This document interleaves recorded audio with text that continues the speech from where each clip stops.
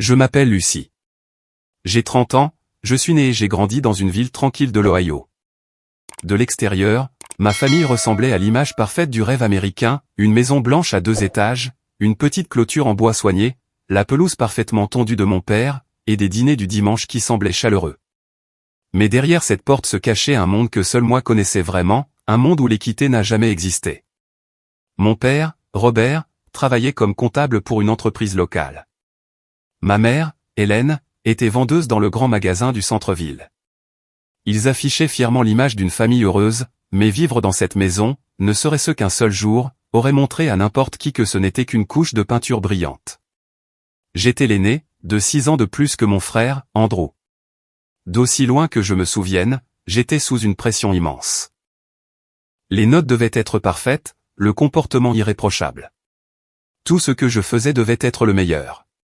Quand j'ai ramené un contrôle de mathématiques avec 95 points, mon père m'a regardé froidement et a demandé « Où sont les 5 autres ?» Quand j'ai remporté la 2e place à la foire scientifique de 5e année, ma mère a soupiré « Tu dois faire plus d'efforts, Lucie. C'est la première place qui compte. » Andrew, cependant, a été accueilli comme un petit prince dès l'instant où ils l'ont ramené de l'hôpital.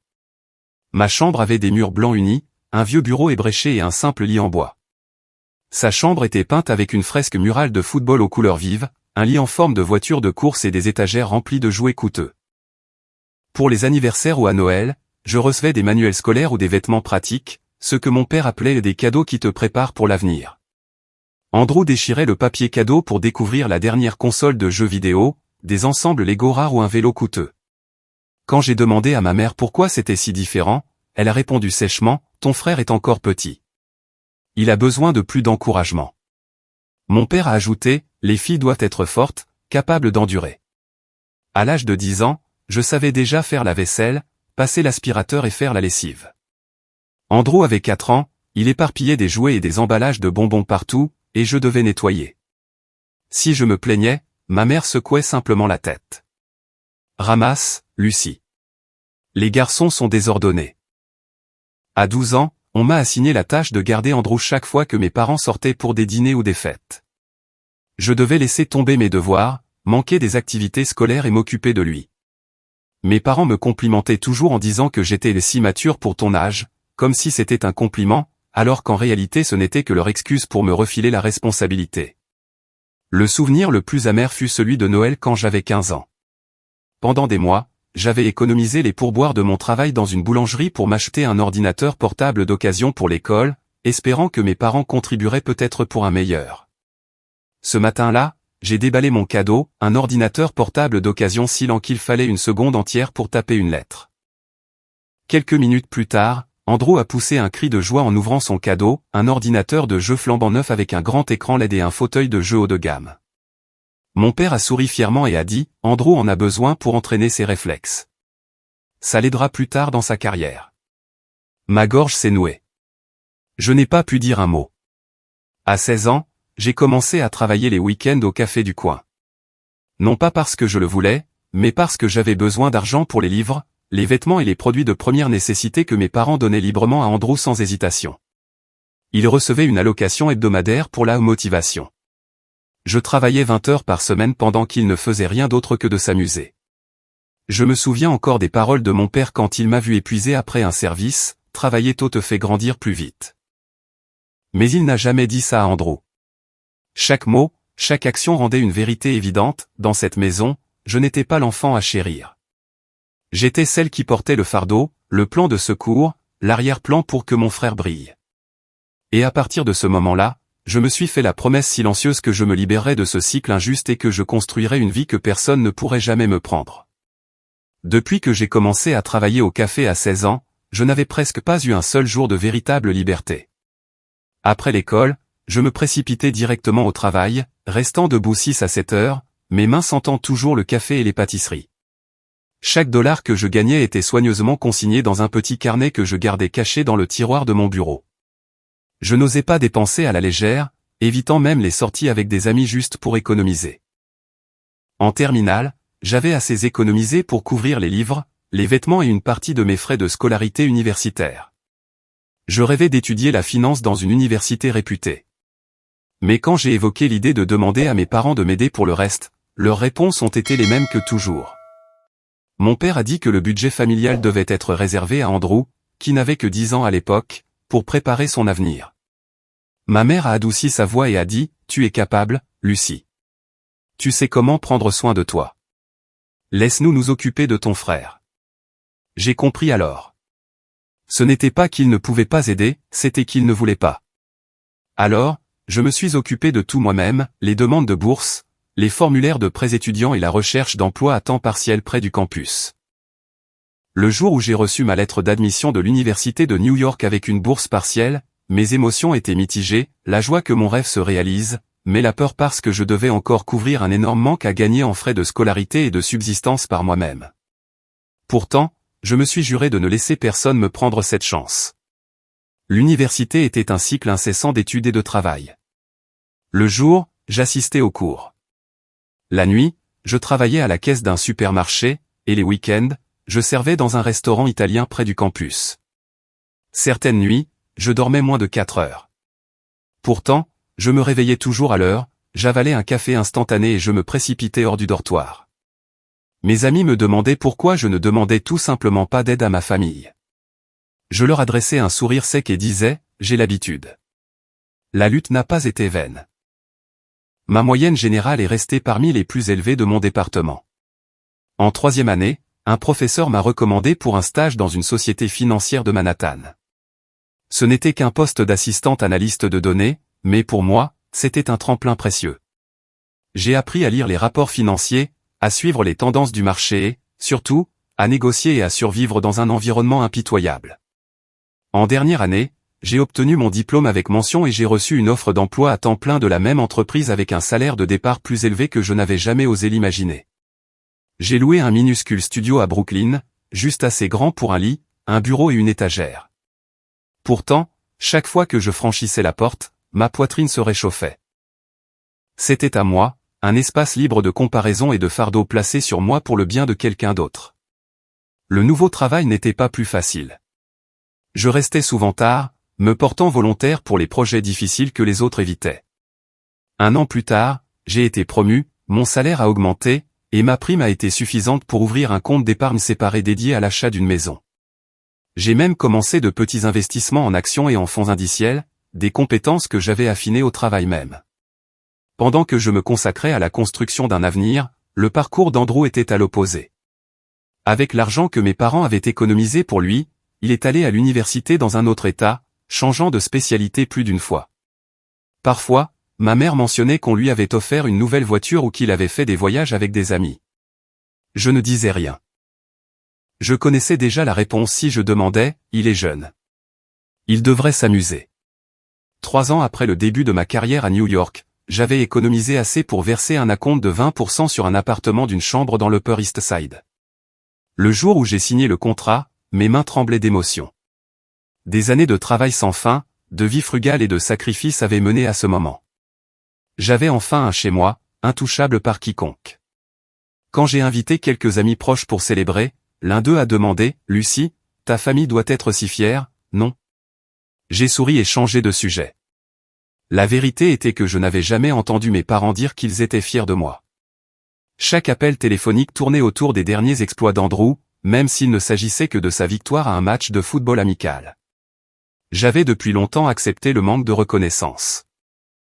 Mon succès n'avait jamais eu pour but de changer leur point de vue. C'était un rappel à moi-même que je pouvais me tenir debout, même sans une seule main de soutien derrière moi. Cette nuit-là, assise seule près de la fenêtre, regardant les lumières de la ville scintiller dans mon verre de vin, je savais que je m'étais libéré du cercle vicieux de mon enfance. Pourtant, au fond de moi, je sentais encore le plus faible des fils me reliant à ma famille. En avril, quand j'avais 30 ans, j'ai décidé de retourner en Ohio pour le 58e anniversaire de ma mère. Cela faisait 8 mois que je n'étais pas revenu.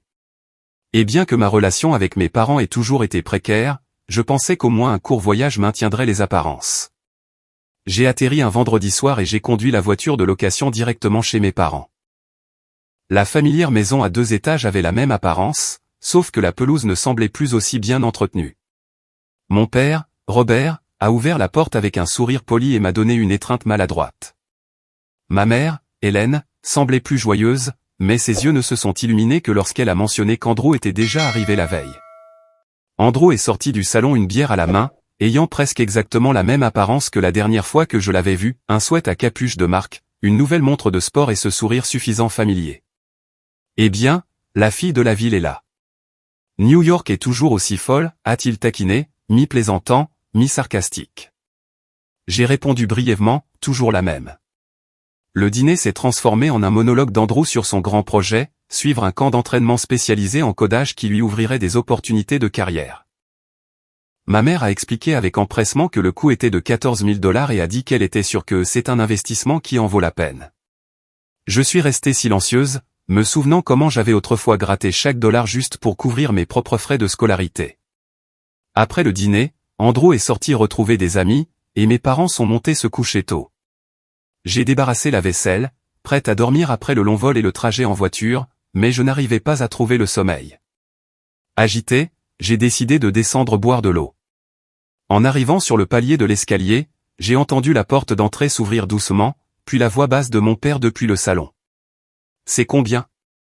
La voix d'Andrew a suivi, basse, mais assez claire. « Environ 38 000, non, mieux vaut arrondir à 40.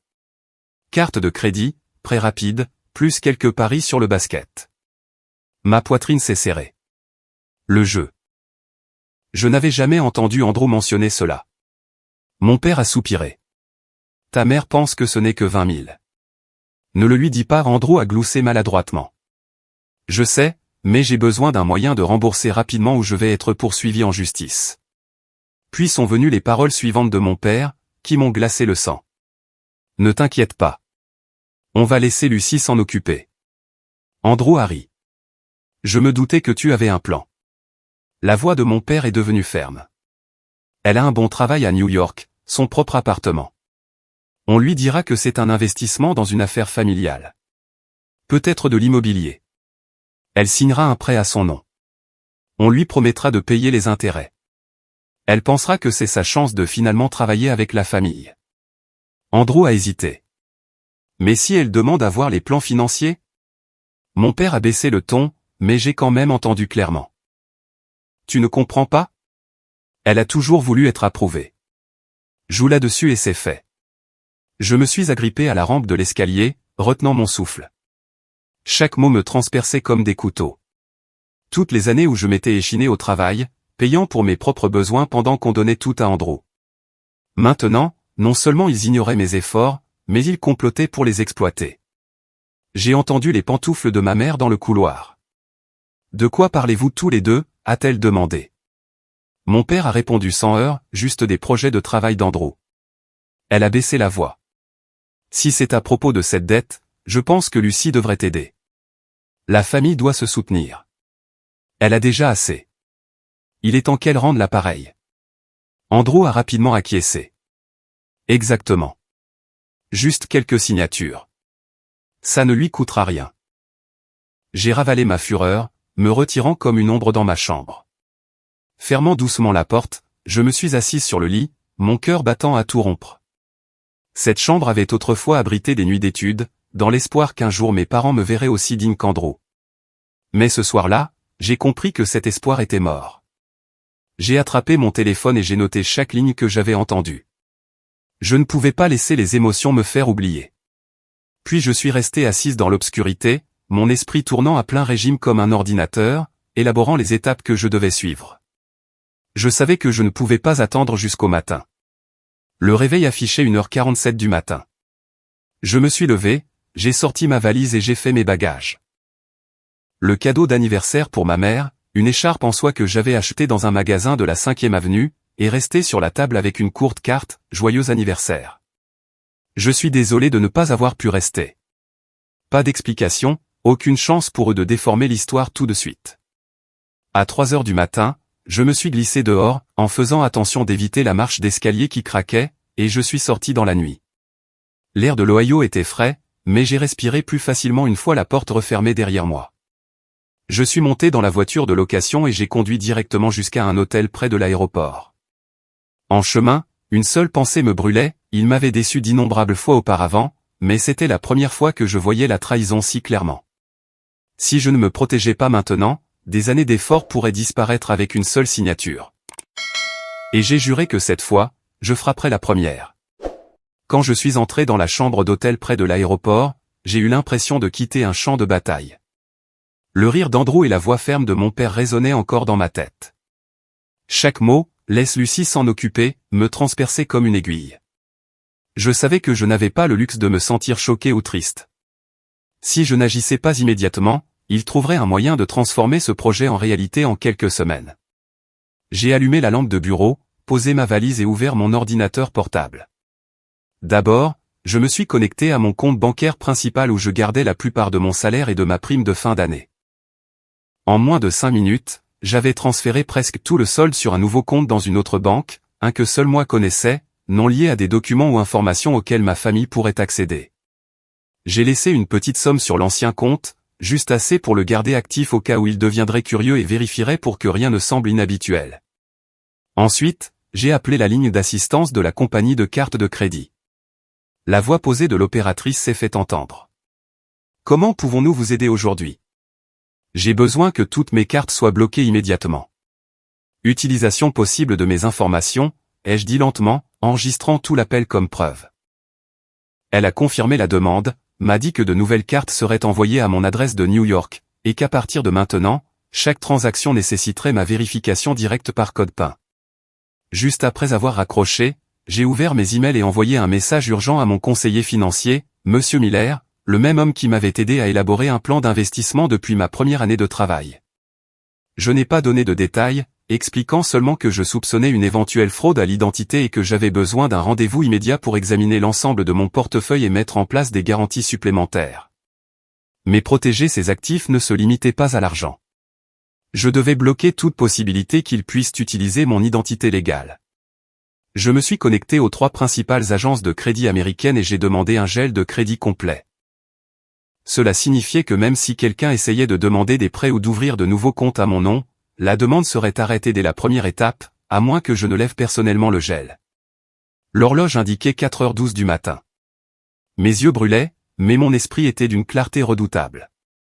J'ai cherché des cabinets d'avocats de New York spécialisés dans les litiges financiers familiaux et la protection des actifs. Un cabinet, Sterling & Ross, est apparu avec d'excellentes critiques pour sa réponse rapide et sa discrétion. J'ai rempli leur formulaire de contact, demandé à être contacté dans les 24 heures, et ajouté une note, situation urgente, risque d'exploitation financière par des proches. Une fois que tout a été réglé, j'ai fermé l'ordinateur portable et je suis resté assis en silence, regardant la faible lumière s'infiltrer à travers les rideaux. J'avais l'impression d'avoir verrouillé une porte solidement, mais à l'extérieur, quelqu'un essayait encore de forcer le passage. Je connaissais mon père. Il ne s'arrêterait pas simplement parce que je restais silencieuse. Vers 9h du matin, mon téléphone a commencé à vibrer sans arrêt. Des appels de ma mère, puis de mon père, puis d'Andrew. Les SMS affluaient avec tous les tons imaginables, de la fausse inquiétude au blâme direct. Pourquoi es-tu parti en douce au milieu de la nuit? La famille a besoin de toi et tu t'enfuis. Lucie, parle au moins à tes parents. J'ai mis le téléphone en mode silencieux et je n'ai pas lu un mot de plus. Cet après-midi-là, j'ai pris le premier vol pour New York. Atterrir à LaGuardia m'a apporté un certain sentiment de sécurité, mais je savais que ce n'était que la première étape. De retour à mon appartement, j'ai verrouillé toutes les portes, vérifié 2 fois les verrous et la sonnette vidéo. Je n'aurais jamais pensé devoir me protéger de ma propre famille, mais maintenant je n'avais pas le choix. Plus tard dans la journée, Monsieur Miller m'a rappelé, son ton était sérieux. Je vous trouverai du temps demain matin. Nous passerons en revue chaque compte et nous assurerons que personne n'y a accès à part vous. Je veux aussi établir quelques mesures légales préventives. J'ai hoché la tête même s'il ne pouvait pas me voir. Merci, Monsieur Miller. J'apporterai tous les documents nécessaires.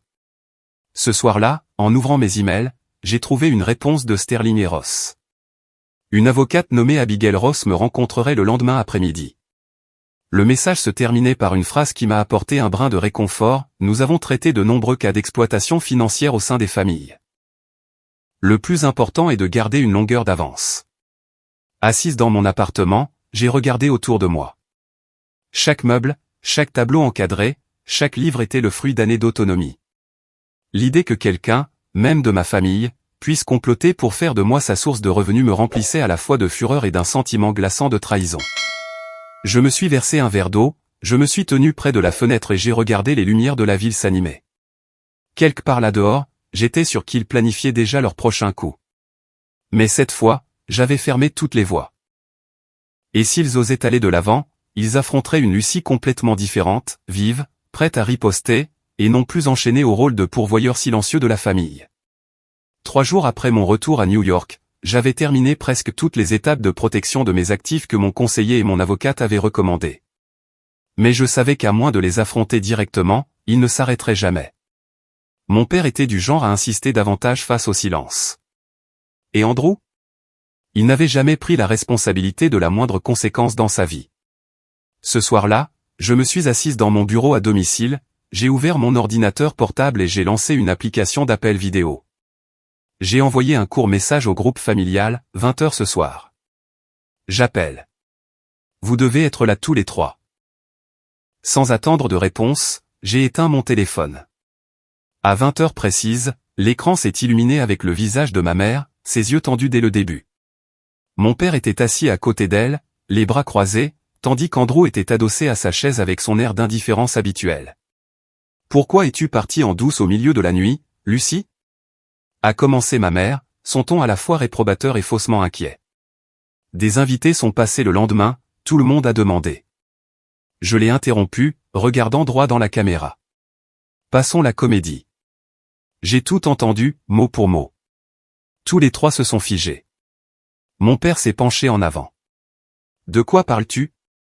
La dette de jeu de $40 000 d'Andrew, le plan pour laisser Lucie s'en occuper, le stratagème pour me tromper afin que je signe un prêt à mon nom pour la couvrir. Le visage d'Andrew a légèrement pâli, mais il a quand même essayé de faire comme si de rien n'était. Tu écoutais aux portes. C'est puéril. J'ai esquissé un sourire froid. Intéressant. Ce qui te dérange, ce n'est pas le plan lui-même, mais le fait que je l'ai entendu. Mon père est intervenu, sa voix vive. Ne déforme pas les choses comme si nous essayions de te faire du mal. C'est une opportunité d'investissement pour toute la famille. N'appelez pas ça un investissement. Appelez ça par son nom, de l'exploitation. Vous savez que j'ai de l'argent. Vous savez à quel point j'ai travaillé dur pour l'avoir. Et vous considérez qu'il est de mon devoir de rendre l'appareil. Les familles ne se font pas ça entre elles. Les yeux de ma mère se sont remplis de larmes. Tu es injuste. Nous avons tant sacrifié pour toi. Je l'ai interrompu, mon ton ferme. Sacrifier quoi? Quand j'ai demandé de l'aide pour les frais de scolarité, vous m'avez dit, débrouille-toi toute seule. Quand Andrew a voulu une nouvelle voiture, vous l'avez achetée tout de suite. Quand je travaillais 3 services par jour pour payer mes prêts étudiants, où étiez-vous? Andrew a frappé la table de sa main. C'est du passé. Maintenant, il est temps que tu rendes l'appareil. Je l'ai regardé droit dans les yeux. Non.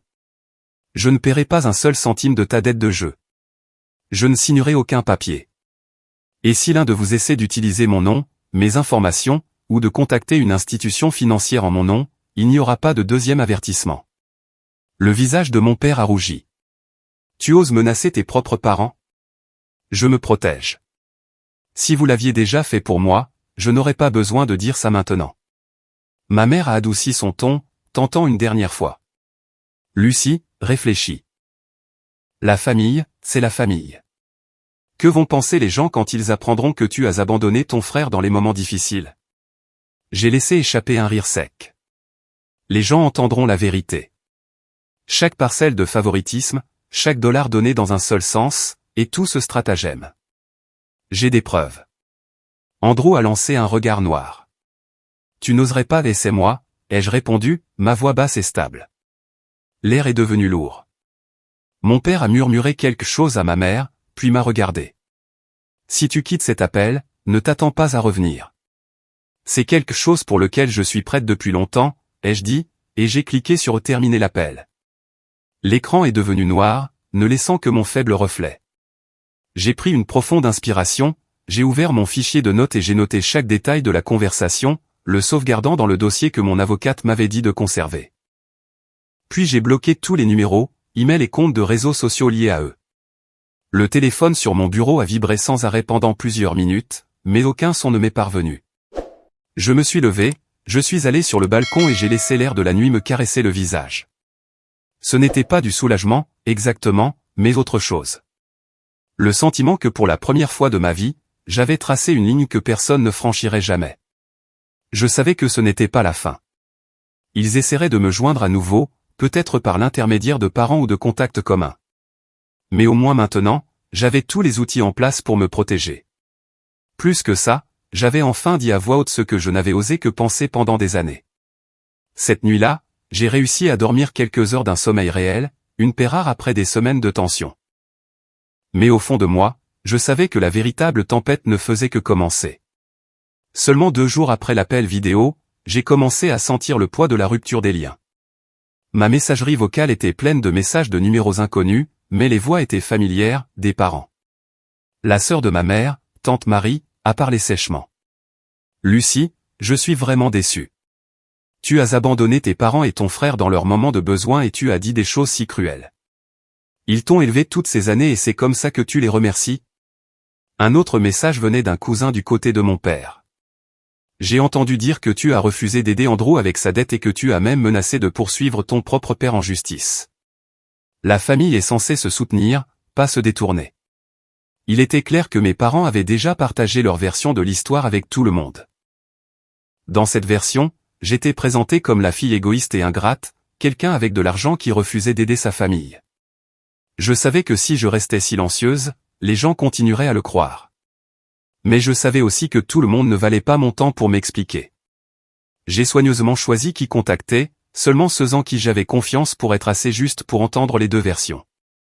La première était ma grand-mère, Margaret, la seule personne de ma famille qui m'avait toujours traité équitablement.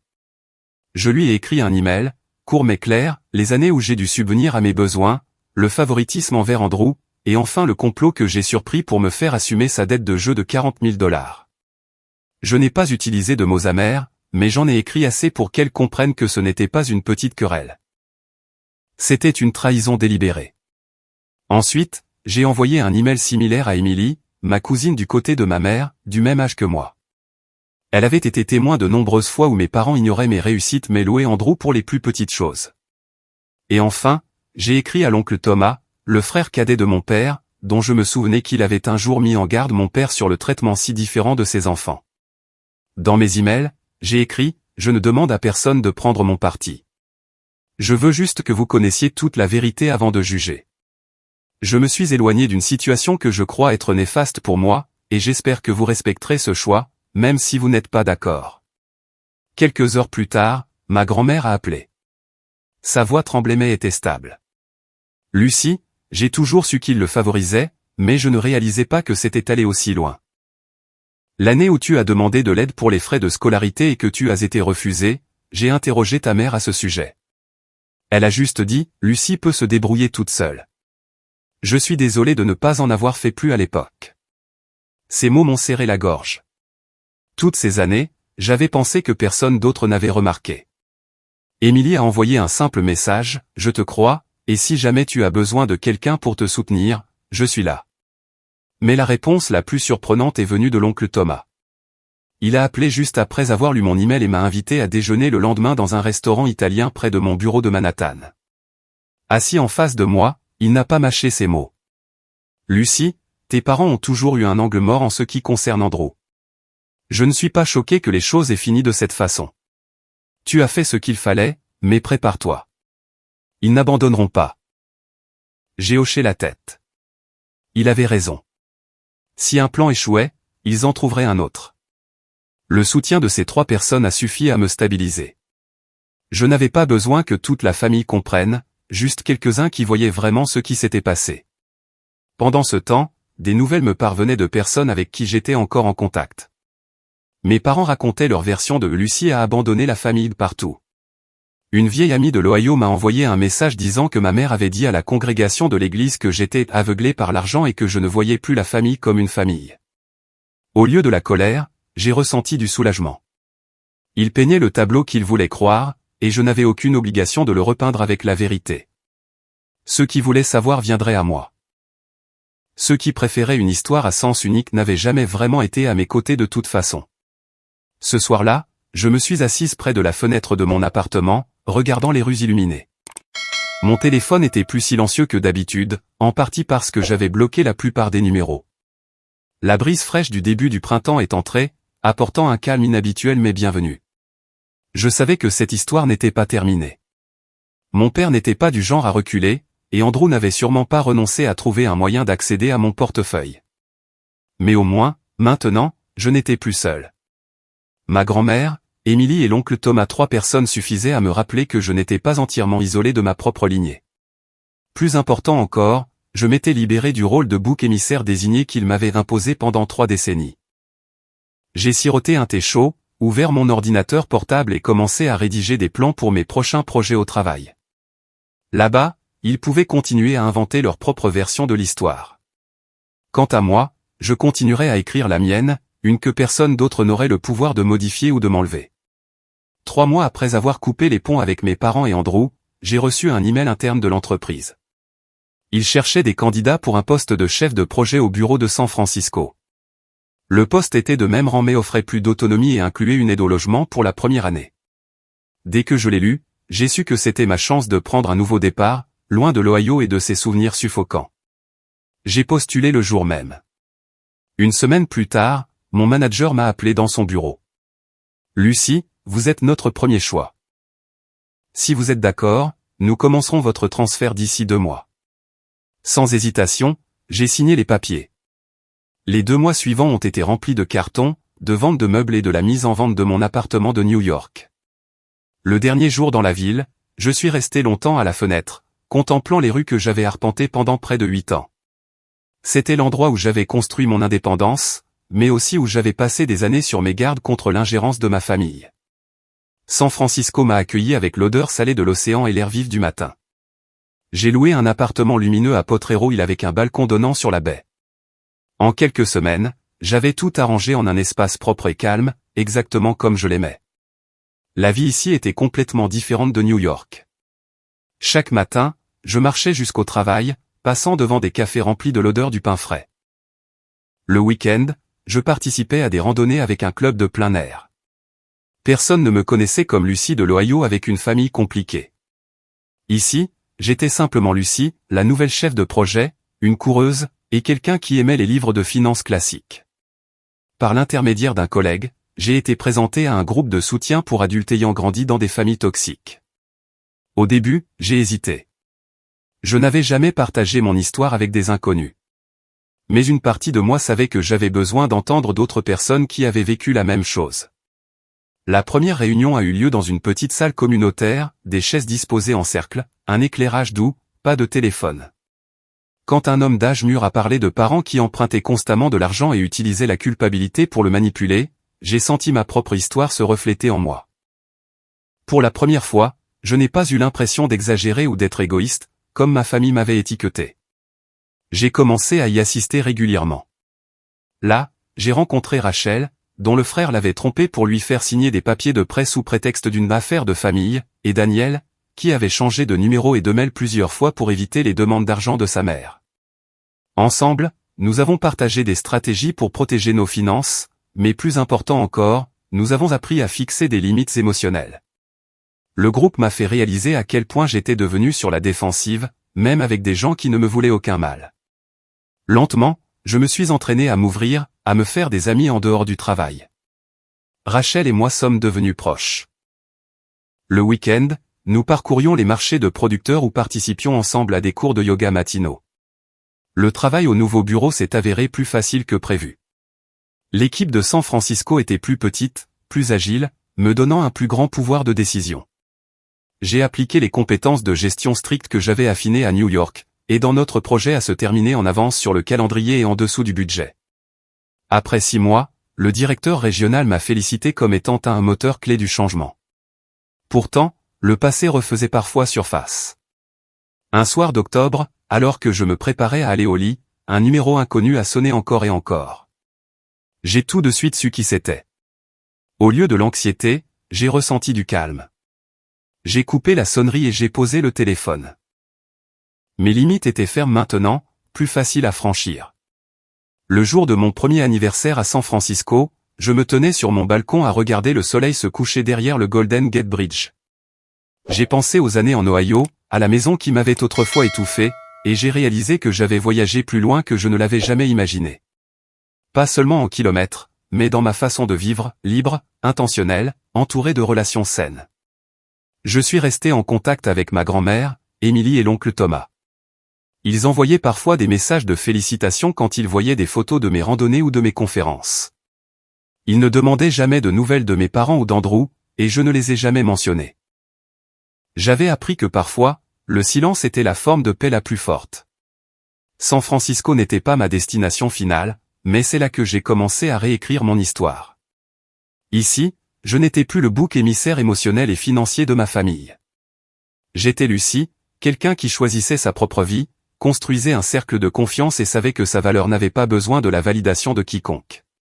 Surtout, je savais que s'ils essayaient de me retrouver, j'étais prête, non pas à retomber dans l'ancien cycle, mais à leur montrer que la porte qu'ils utilisaient autrefois pour entrer dans ma vie était maintenant verrouillée, et que la clé reposait fermement entre mes mains.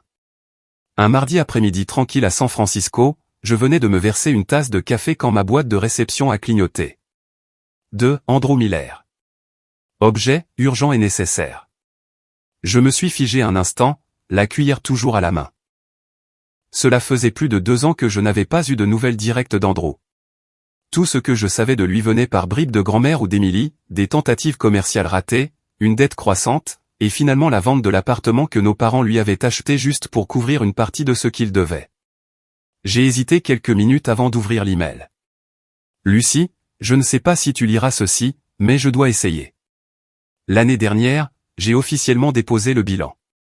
Mes comptes ont été fermés, mes cartes de crédit retirées. Je loue une petite chambre avec 2 inconnus à la périphérie de Columbus, travaillant à 2 emplois à temps plein, le jour dans un magasin de réparation d'ordinateurs, la nuit en livrant de la nourriture. J'ai commencé une thérapie pour l'addiction au jeu. Mon médecin dit que la première étape est de faire face aux conséquences. Et la plus grande conséquence pour moi a été de te perdre. Perdre la personne que je pensais être toujours là, peu importe à quel point je gâchais tout. Maintenant, je comprends que tu es parti parce que tu devais te protéger.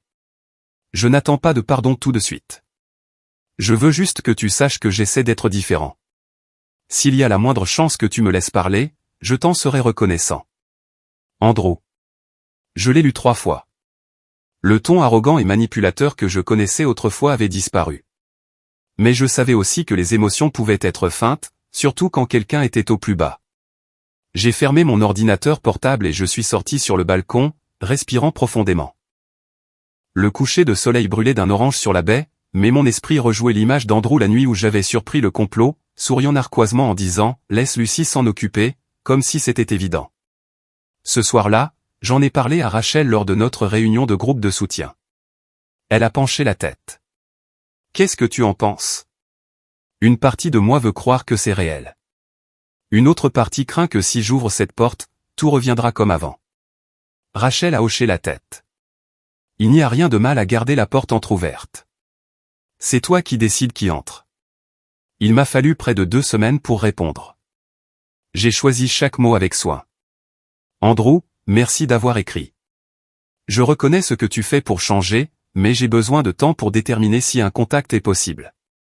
Pour l'instant, respecte mes limites et ne me contacte d'aucune autre manière que par email. Sa réponse est venue rapidement. Je comprends. J'attendrai. 3 mois plus tard, un autre email est arrivé, court, décrivant un travail stable, une partie de la dette remboursée et des séances de thérapie régulières. Il ne demandait pas d'argent, ne se plaignait pas, donnait juste des nouvelles. Lentement, j'ai commencé à avoir de la patience, quelque chose qu'Andrew n'avait jamais montré auparavant. Au 4e email, j'ai accepté un court appel vidéo. J'ai choisi le début de matinée à mon heure, midi en Ohio, un moment où je savais que j'aurais l'esprit clair et que je serais plus difficile à influencer émotionnellement.